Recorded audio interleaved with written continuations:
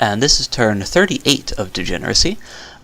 Atlantis is continuing to use his remote assassination spell to summon this bear, and in this case it successfully killed a Shadow Tribune. And sometimes they're able to defeat the two blacks with Control Undead, but in this case he didn't get a chance.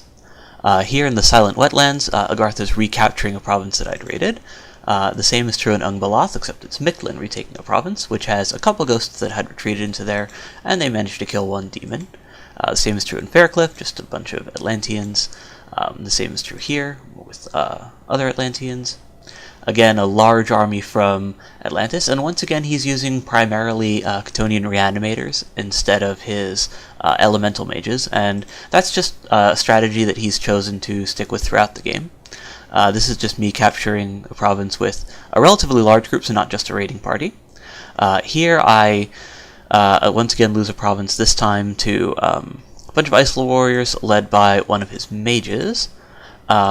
And then here in Kanaral, I actually managed to defend a province thanks to a poor morale check from these Atlantean infantries, who have only 10 morale. And that's the benefits of Fear PD, is you can occasionally win a fight that you really have no business winning. Here in Hobergdorf, Agartha is actually raiding with solo Reanimators, which is kind of interesting. Because they can do Skella spam, each of these guys is essentially worth 18 infantry.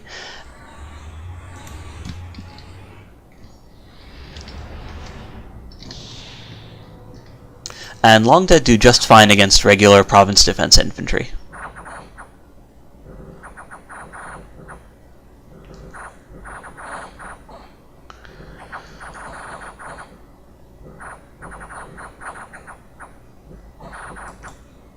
And with that, the Long Dead have no trouble chopping through the PD. They're also immune to the Fear Aura from the Lemur Centaurians. They work pretty well there. The weakness of those raiding parties is that they're vulnerable to archers, because the Chthonian Reanimators are likely to be targeted at the start of the fight. This is a very small raiding party, but it has a Skella spammer, so same idea as what Agartha was doing, except mine are actually summons. In this fight, Agartha is able to successfully take on Abyssia using Skella spam of his own. This fight is noteworthy only, I guess, in showing the effects of Skella spam against these Abyssian mages. So he has that double bless that we'd mentioned, the E9, N9, so these guys are very hardy, and they have a heat aura, which is capable of setting undead on fire.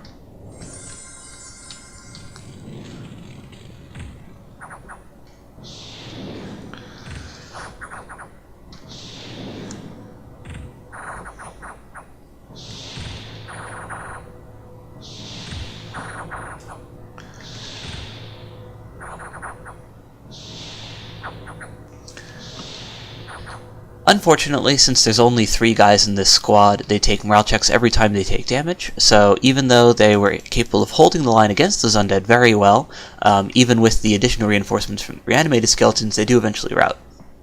It's also the case that these blind fighters weren't locked onto the squad, so even if Abyssia had managed to hold by having a couple extra guys in that squad, he most likely would have lost at least one of his mages.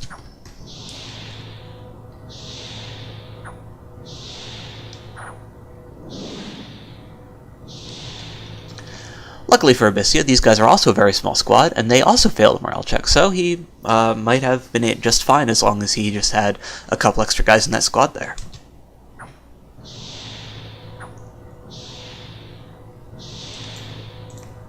And with that, you can see that those mages are getting caught and killed, and Agartha loses 1 blind fighter in the process. Here in Land's End, we just capture this province from Marignon and lose some of our worthless chaff.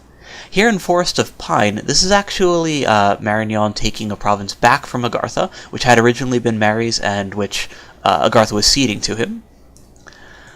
The province has a little bit of province defense, but Marignon brought a couple mages just to make sure that his losses were as small as possible, and he even brought gems on those mages. Presumably he was planning on transferring the gems to his mages after he'd already taken the province, and then been basically equipped to fight my guys. But because he has all of his gems on this guy, and he's not actually scripted to use any of these, and he even can't use those fire gems, he's actually not prepared to fight my army now.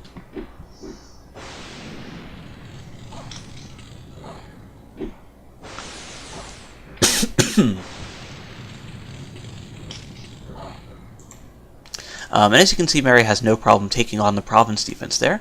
He loses one of the halberdiers in the process, but I'm then immediately attacking into him because I had been attacking that same province. This is just a double line of ghosts with some fear auras held back over here.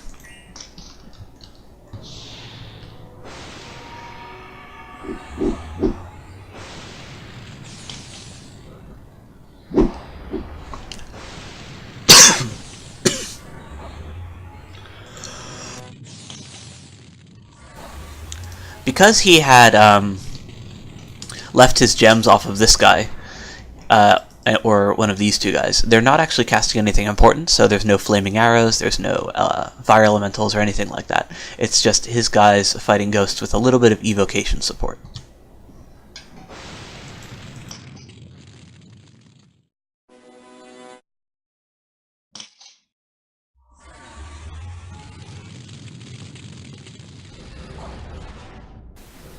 He does manage to rout my Fierce Squad with some well-placed evocation, so these guys routed. However, the bulk of my army has no trouble getting to his crossbows, and once they're there, killing them.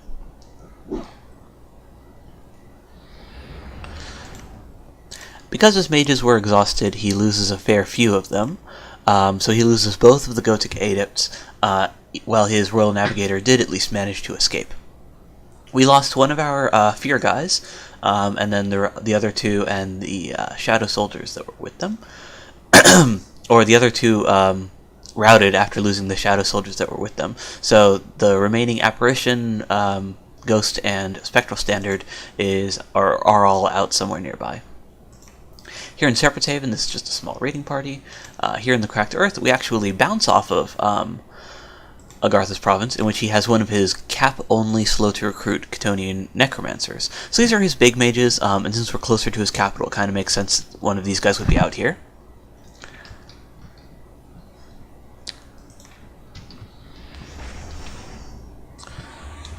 But this is a very small army of ghosts, so a little bit of dust to dust and some province defense is plenty to get rid of them.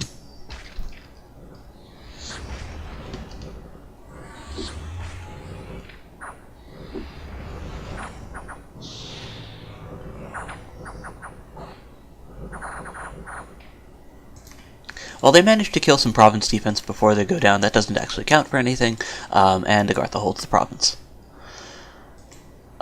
We lose some tax over here, which isn't a huge deal.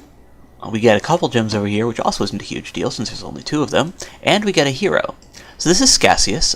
He is one of Lemuria's heroes. He has a special ability which deals magic resistance negated AoE 1 damage. So it always hits, and it hits one square in front of him, and it basically instantly kills anything that fails its MR check.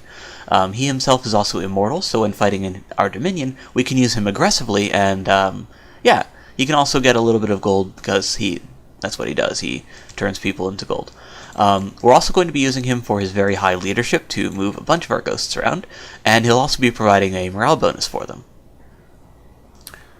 So we can see that Atlantis is continuing to gather crossbows right over here, along with some of his troops, but most of his units are now relatively spread out throughout his territory. So he's been recapturing some of our provinces, moving up along the coast over here. This is the province which he bounced off of, but he's definitely going to be able to take it this time with one of these two large stacks of units. The flagellants were most likely from an event. Because he has a relatively small front line over here, I'm going to try hitting this province over here, under the assumption that Atlantis' habit has been to gather up his troops before moving them around to attack stuff. So I expect that even though this is a relatively large group of guys and could probably hold this province, he's most likely going to want to get more frontliners first before he moves that army out. Similarly, I'm going to attack into here even though they would lose this battle, because I expect him to try to free his fort first, because he similarly hasn't been spreading out his guys all that much. The same is true over here, in that unless he has an H3 priest with this army, or deploys a large number of priests, which he generally hasn't been doing, I stand a very good chance of actually beating his Jaguar warriors and whatever is in the province defense of the fort with just a line of ghosts and crossbows. I'll also have a little bit of mage support on my side to provide something of a replenishing front line, and I'll be able to gather these two armies together to either try to intercept this army and have crossbow support in addition to my large front line of ghosts, or just hold down that fort and potentially breach it. I'm also going to be moving this army up over here. Because Marignon has been relatively scared about how he's been approaching me with these armies right over here, I assume that he doesn't actually want to fight this stack, which means that I should actually be free to push up into Mictlan, and if I can actually breach this fort, I could most likely hold it, just by virtue of having a huge number of ghosts. Down in Agartha's territory, I'm going to be just capturing these two provinces right over here. Because I know that this is a relatively small group of guys and that his mages are kind of scattered throughout, I don't expect that he's going to be able to hold up against anything more than a very small raiding party. So this group over here is going to be essentially the expendable group. This one over here is going to be the larger one.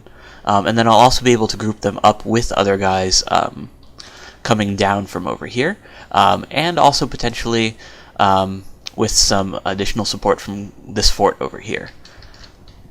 Because Agartha seems intent on holding this fort and just like keeping his guys there, I expect that he is going to either push over here to try to besiege this castle, or just hold the fort itself, which means that this province right over here should be relatively safe to hit. Similarly, because of the way that Marignon has been fielding his guys up over here, I assume that he doesn't have a huge number of mages in this castle, so I should be able to actually besiege it. And if he does, all I'm losing is free spawn, and if I do manage to take this castle, I can then also go back into the water over here, go down into Agartha over here, or go up north into these provinces from Marignon. So it's a very flexible position to be in if I manage to win that fight. And yeah, that's the turn. This is turn 39 of Degeneracy. Atlantis continues to spam his Tupalax, and they are once again successful at taking down two more of my Shadow Tribunes, so that does hurt my logistics a little bit, in that I have fewer guys to trundle my ghosts around. Agartha seems to have not been attacking me all too much, so I'm able to successfully raid a couple of his provinces here. Here in Sailor's Haven, Mictlan is attacking into me, but I'm actually moving an army in into position here, and I also pumped the province defense a fair bit, so I have a lot of stuff here, much more so than I usually would, and this is also a relatively small raiding party from his part.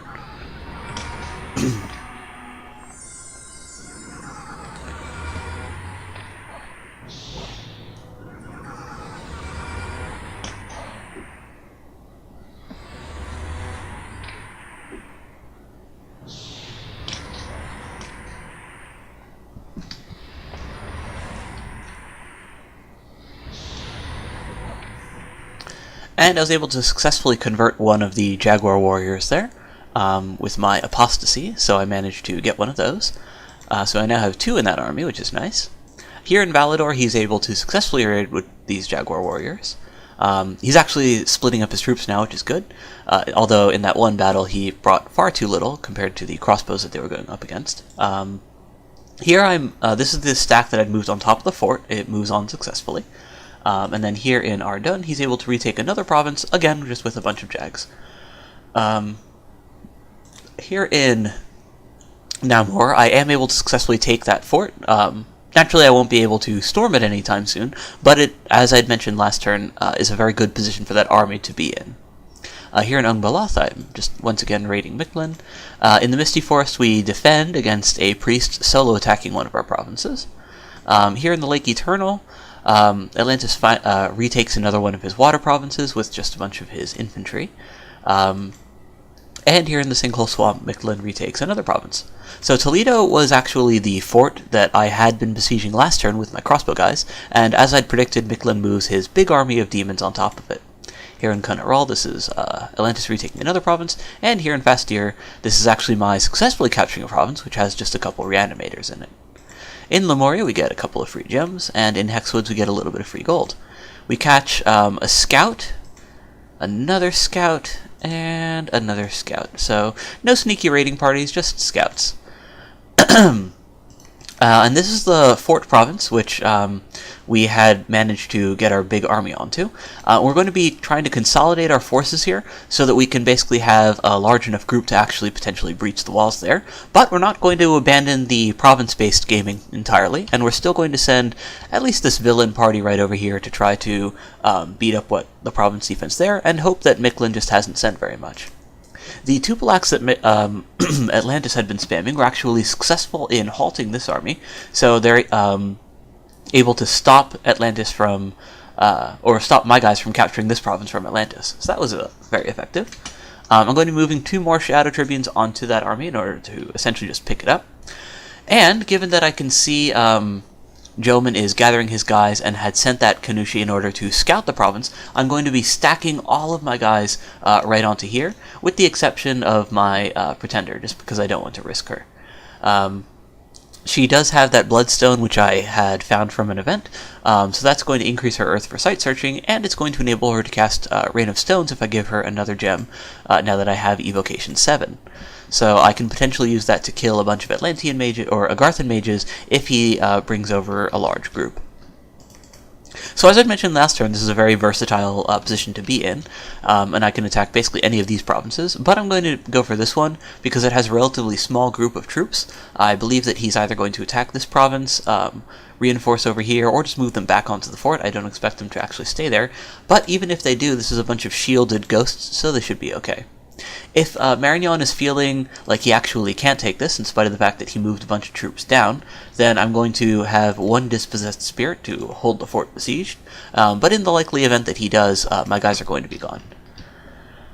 Over here, we're once again sending a small detachment of guys to do some raiding. In this case, we're using this Necromancer, which we'd gotten from an event, to spam skeletons and hopefully take the province that way, while the bulk of our army moves on top of the fort.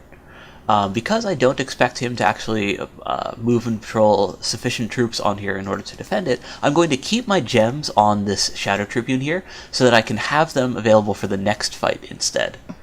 This basically prevents them from burning the gems for a fight that I can win with just ghosts, because death gems are valuable and my free spawn ghosts are not. Over here, I'm going to be moving my Winds of Death casters onto this province right over here, so that if Marignon takes it with this big ol' army, then they're going to have Winds of Death cast upon them, and while the Immortal Mages are most likely going to die, they'll just respawn on account of being immortal, and the Winds of Death is going to deal some permanent damage in the process. So that's the plan. We're moving on from just raiding Mictlan to trying to actually capture a couple of his forts. If successful, then we'll be able to basically keep a foothold where we've already been winning the battles. And then we're basically just going to be trying to cause attrition to Marignon rather than take his armies on directly. And we're going to be trying to win a big fight against Jo Minh. Atlantis we're not going to be directly engaging this turn. He's successfully beaten back pretty much all of my raiding by now, so it's basically up to him to push back into me again to try to support the other factions which are fighting me and faltering. And that's the turn. This is turn 40 of Degeneracy. Our Pretender found 3 magic sites, a death site, a nature site, and some money. The gold sites are actually quite nice because, as a pop kill nation, they can still provide us with some income even after our population is 0. We have a province get raided back by Mictlan. This is just a priest leading some sacreds. In Namur, Marignon sent his entire army in that area to try to clear off the ghosts besieging his fort, but luckily I had left only a solo dispossessed spirit behind. That his army included this hero right over here, which is actually a really cool hero who, while being a heretic, is inspirational with 120 leadership, so that's +3 morale for all the guys under his command, and he brings some paths which Marignon doesn't normally get access to. And then he also has a couple of heavy crossbowmen, which is a common mercenary type. He is notably a poor ritualist, so he casts ritual spells at 1 level lower than he actually is. He's intended to be a battle mage thanks to his high protection making him resilient against normal battlefield clear effects, his recuperation helping him stay healthy, essentially. And then with his leadership and sailing, he can bring around guys very well while giving them a large morale bonus. So he's a really cool battlecaster guy for LA Marignon. But he and all of the other mages that Marignon brought with just chase off the solo dispossessed spirit, so yeah, it was a good idea to move that army away. Here we're fighting Agartha. Oh, yeah, we're just raiding province defense there. I clicked the wrong fight. So yeah, we just take that province and lose only our dispossessed spirits in the process. Here in the Misty Forest, we successfully predicted that Jo Minh was going to be attacking. He telegraphed the fact that he was going to be attacking us by sending that solo priest in to just check the province. So let's check out the armies here. Jo Minh once again is using a bunch of summoned stuff. In this case, he's got some kappas up here. He has his solo drake and these cave drakes up here at the top. The ogres here have a very high HP density and a bit of base protection. He has these heavy cavalry mercenaries, which have very high protection, and these vine men, which also have a little bit of base. His Akaoni samurai are notable for their very high morale, but their magic resistance isn't all that great. For whatever reason, he keeps his militia lines behind his actual combat troops, which I don't really agree with, but I guess if you're using them as an HP anchor, that's at least something. Although generally if you're doing that, you want them even further back. He has a huge number of priests, which he has been using, just for the banishment, I suppose, and then a bunch of these evokers. I say evokers rather than just mages because that's what he's been using them for, just casting evocations. He does at least script them, but it seems that they're scripted just to, do offensive spells. And some of these guys are actually really strong. Like an E4 guy is hugely impressive. Like that's something that you'd want casting, Maws and Elementals and other great battlefield magic like that. And then he has a couple archers and his flying guys, which, assuming he leaves them unscripted as he has, or set to fire, they're just going to shoot once and then fly into melee. These gnomes are kind of interesting. They're a unit that you can get from an event. If you turn them into a intelligent or into a commander using Gift of Reason or Divine Name, they become an E2 N2 caster, which is potentially useful. As melee units, though, they're profoundly unimpressive because of their very low combat stats. Their weapon is interesting because it shrinks people and it hits them, but it's not really effective in combat, and the shrink effect is negated by magic resistance. They themselves do have fairly high MR, but with their low HP, they're more vulnerable to ghosts than even regular human infantry. From my own side, I have a bunch of province defense here, which includes a bunch of these woodsmen. I have my crossbowmen right over there, and my big line of ghosts. This block of ghosts in the front is from the province defense, as is this Lemur Centurion there in the middle. More importantly, though, I actually brought gems on my mages, and we're going to see that my mage support is much more effective than his.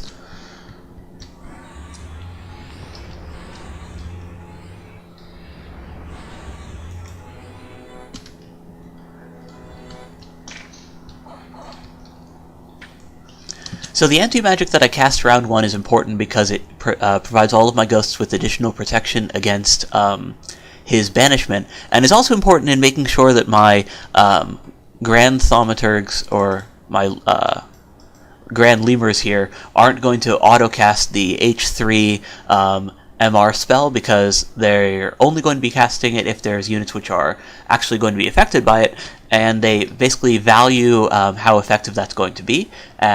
Compared to other spells that they could potentially cast. With enough Horde of Skeletons cast, they might end up casting it anyways, but at least they're not going to be casting it by default round 5 automatically, which is what normally happens if you have a huge army of ghosts that don't have their morale raised yet.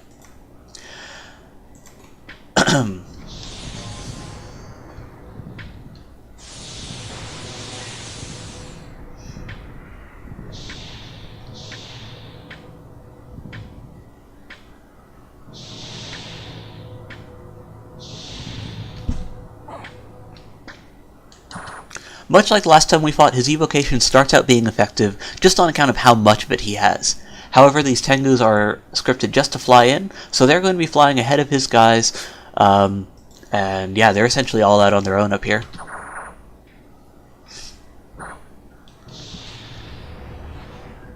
I believe that he expected me to only have province defense here, given that he scouted it and didn't see anything else. So he did not actually anticipate needing to leave his guys here in reserve in order to fight off an actual army of ghosts. That said, even against province defense, you most likely don't want your valuable squishy flyers going in ahead of the rest of your guys.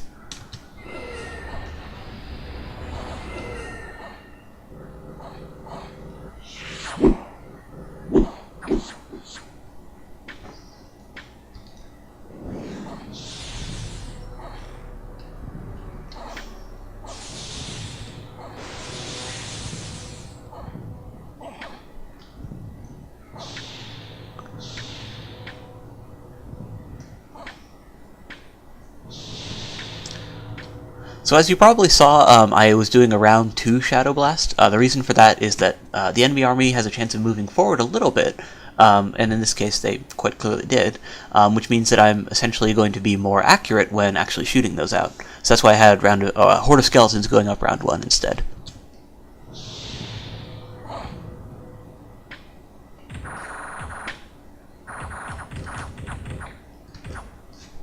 So these Tengus do actually get in amongst my mages here, which is potentially actually pretty threatening.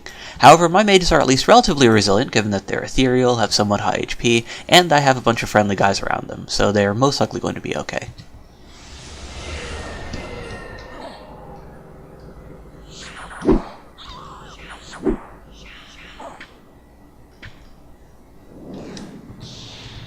Oh, and that's a Cloud of Death, which is a lingering battlefield effect which is going to deal a fair amount of damage to any units that stay inside of it unless they're undead.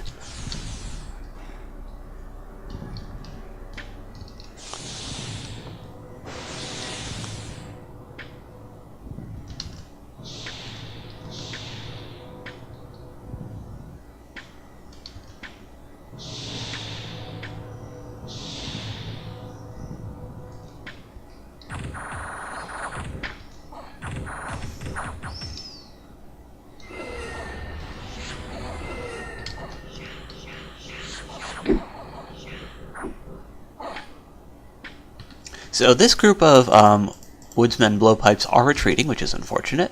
The Tengu or a couple of Tengu are still among my mages, but most of the Tengu squad that flew forward is now actually dead. So he's only got like 7 of the guys left, and these guys here are still surrounded by my troops, with only one of them even potentially being capable of attacking a mage. This guy over here. So we mostly managed to weather that storm, and the Shadow Blasts have been pretty good at clearing out the Ogre HP, doing some damage to the Samurais, and getting rid of a bunch of these Vine Men.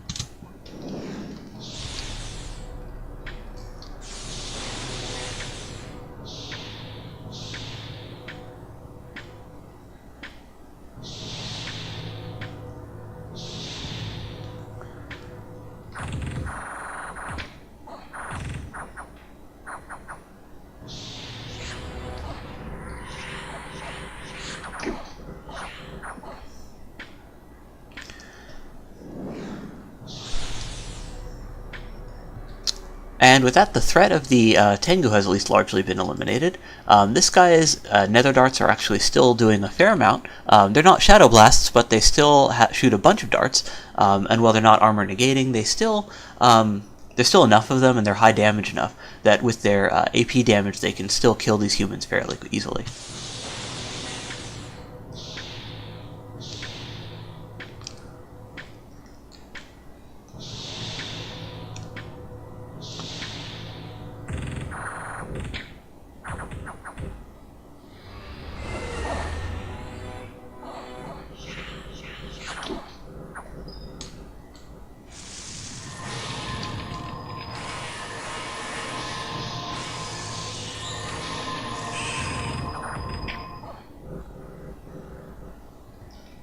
You can see that his crossmen seem to be firing at this squad of woodsmen over here. They're probably just set to fire archers, which is why they're targeting those guys instead of the shielded undead. But due to the distance that they are away, and the fact that skirmish formation, or because they're undisciplined, they're automatically in skirmish formation, they're taking mitigated damage from the archers. Up here, the Fire Cloud is doing a fair amount of damage, and the Fire Drake, before it ran away, was also doing a bunch with its Fire Breath, but the squad of Drakes routed, so this is a bunch of very sturdy guys who are no longer helping hold the line for the Samurai Cavalry.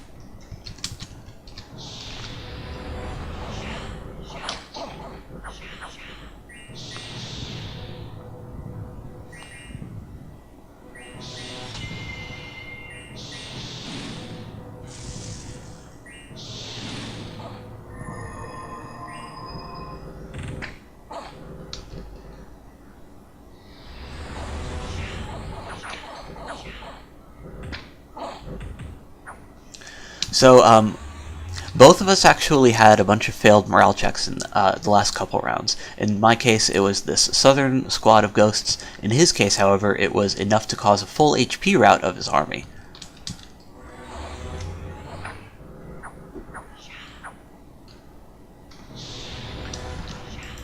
It's also worth noting that his mages auto-cast a Berserk spell as a buff. Because they detected that these daimios here have no magic paths and no ranged weapons, they were worthy targets for that spell, which means that now these guys are Berserk, and he loses a bunch of his expensive, high leadership guys.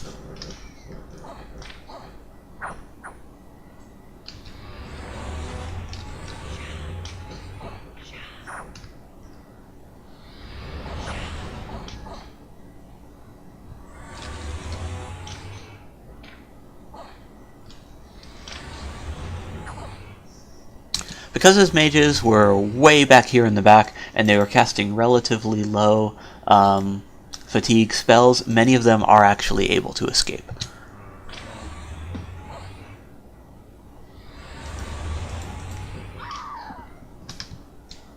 He loses a couple, luckily for me, but not enough to permanently cripple him.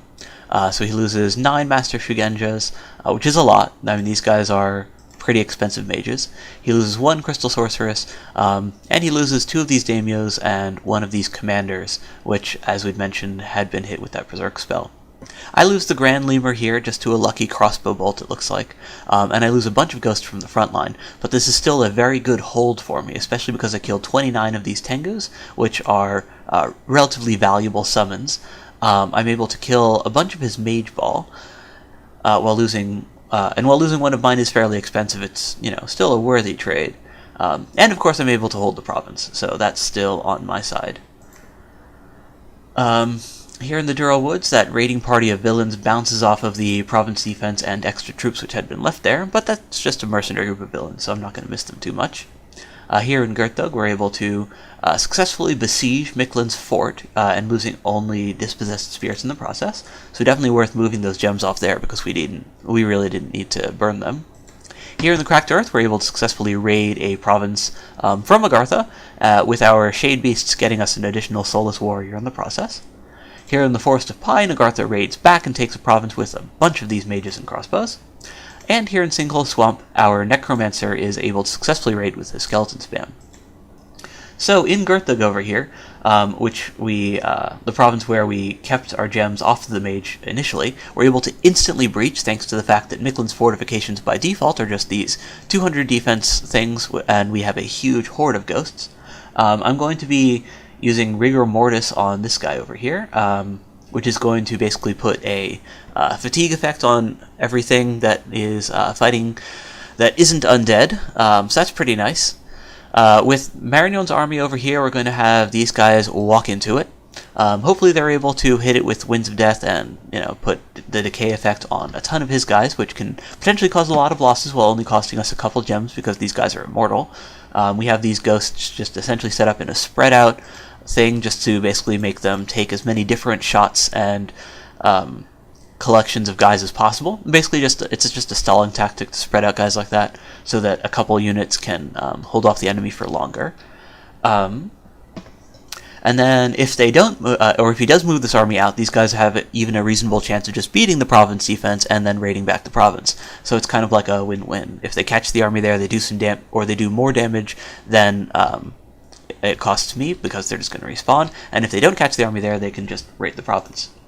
Here, these are the Shadow Tribunes which I'd sent to collect the army after Atlantis had assassinated it out, and they're just going to spread out over here and try to raid back these provinces from Miklin. Given that Miklin has left his demons on the fort over there, I'm going to actually try to break this fort as well. So we're going to be just calling additional shadows up in order to get additional siege power and chaff. This guy's going to continue his Skeleспam raiding up into here, so we're basically attacking 3 of Miklin's provinces, while attacking 2 of Agartha's down here. So that's essentially just raiding going on apace. Down here, we're going to be trying to replenish the ghosts that we'd lost with calling additional apparitions, and we're going to be bringing down additional ghosts from these guys right over here. This Shadow Tribune's also bringing a couple gems in order to basically bolster that army's magic so that they can cast some battlefield spells as well. Our Pretender is going to be moving down into here to site search this area, which has a ton of province defense on it from the fights which we had used the province defense to support. And this guy is also bringing an ethereal crossbow, mostly as a counter to potential golems from Atlantis. Given Atlantis is blessed, we know that he has the paths for them, and golems can be very annoying to take down unless you have huge damage stuff or counter thugs of your own. However, an ethereal crossbow, because it's not negated by mindless or lifeless, is still effective. If the golem fails an MR check, it'll most likely get instantly killed, or best case scenario for the golem, at least lose a limb. So that's the turn. We're going to actually try to take some of Miklin's forts, and following our victory over Jo Minh in the army versus army fight, we're going to be re-upping on Ghost before moving forward and hopefully capturing that fort.